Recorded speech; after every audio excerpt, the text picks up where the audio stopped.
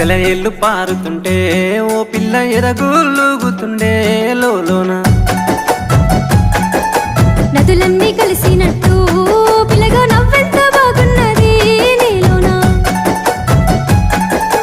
గాజుల సప్పులు గలుగల్లు మోగంగా గజ్జెల పట్టీలు గంతేసి ఆడంగా వరిగడ్డి మోపు ఎత్తి ఓ పిల్ల వయ్యారి నడుము పవే ఈ వేళ